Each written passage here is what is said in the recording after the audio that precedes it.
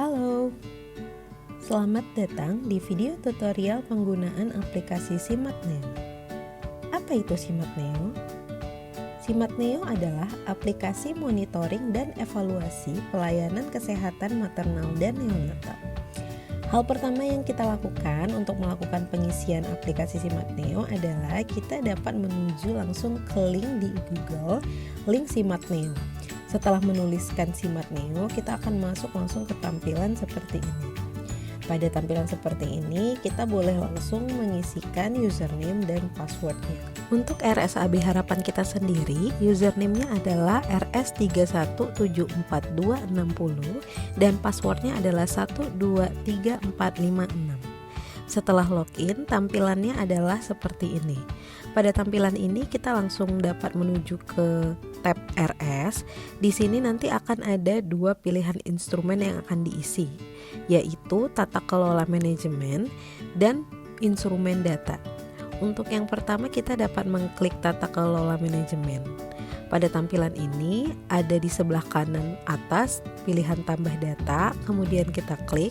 Setelah itu kita isikan data rumah sakit anak dan bunda harapan kita. Setelah terisi datanya, kita dapat memilih pilihan mulai. Setelah pilihan mulai akan ada tampilan seperti ini. Di sini ada beberapa instrumen yang harus diisi, yaitu sumber daya manusia, sarana dan prasarana, obat-obatan, pelayanan, manajemen, dan SOP. Yang pertama kita isi adalah bagian sumber daya manusia. Di sini ada beberapa pertanyaan yang harus kita isi berdasarkan data yang kita punya. Jika memang kita memiliki data yang sebenarnya, kita dapat langsung mengisikannya.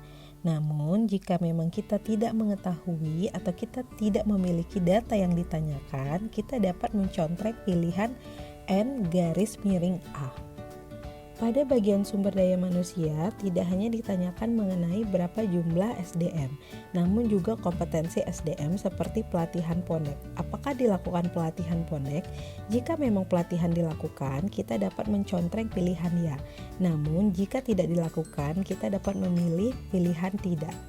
Setelah semua pertanyaan diisi, kita dapat berpindah langsung ke bagian sarana dan prasarana.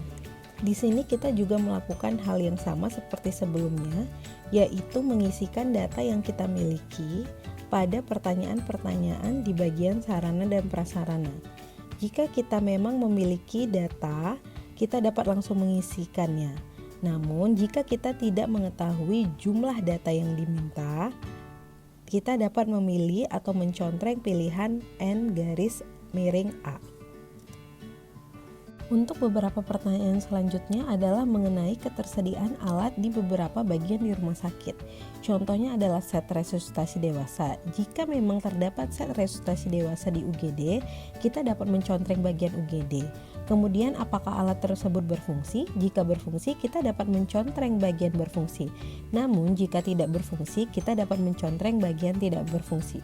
Begitu juga alat ekstraktor vakum di bagian kamar bersalin. Jika ada, kita dapat mencontreng kamar bersalin. Kemudian kalau berfungsi, kita dapat mencontreng bagian berfungsi. Kalau memang tidak berfungsi, kita dapat mencontreng bagian tidak berfungsi. Untuk pertanyaan selanjutnya adalah pertanyaan tertutup yang dijawab ya atau tidak. Contohnya, apakah rumah sakit berlangganan listrik PLN? Jika memang ya, dijawab dengan mencontreng ya, jika tidak, dicontreng tidak. Kemudian yang selanjutnya adalah bagian obat-obatan, BHP, dan APD. Sama seperti pertanyaan-pertanyaan sebelumnya, kita langsung dapat mencontreng di bagian mana ketersediaan alat tersebut berada. Bagian yang selanjutnya adalah pelayanan. Di bagian ini terdapat beberapa pertanyaan di mana kita harus memasukkan alasan terhadap jawaban yang kita pilih. Di bagian ini juga terdapat beberapa bagian pertanyaan, seperti yang pertama akan ditanyakan mengenai pelayanan maternal dan yang kedua akan ditanyakan mengenai pelayanan neonatal. Adapun juga ditanyakan mengenai penilaian alat pantau kinerja di RS yang nanti persentasenya akan kita dapat setelah kita mengisi APKK.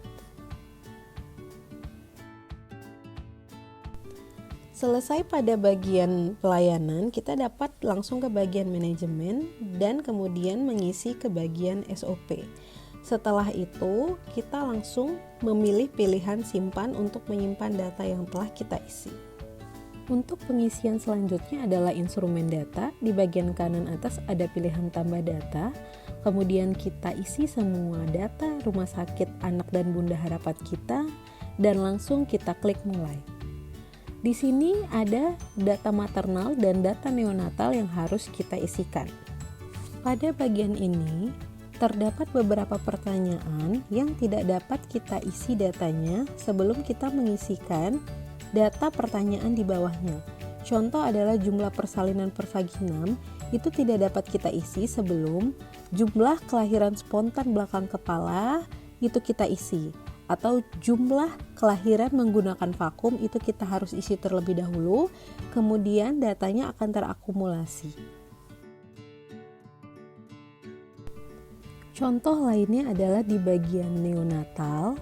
Pada data ini, jumlah komplikasi pada bayi baru lahir tidak dapat kita isikan datanya sebelum kita mengisikan jumlah komplikasi pada bayi baru lahir karena BBLR, karena asfiksia, dan karena infeksi itu harus terisi terlebih dahulu. Kemudian jumlah komplikasi pada bayi baru lahir baru akan terisi jumlahnya setelah kita mengisi data dari pertanyaan di bawahnya.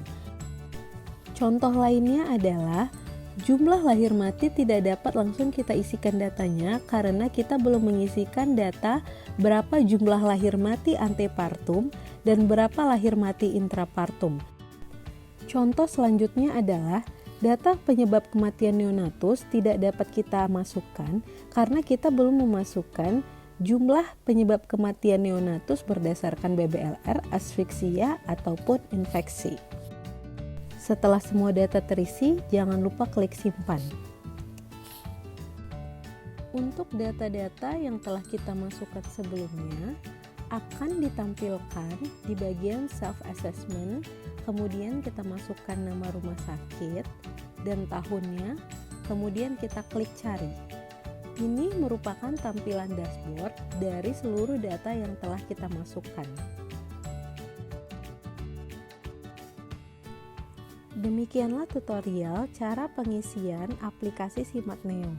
Semoga membantu.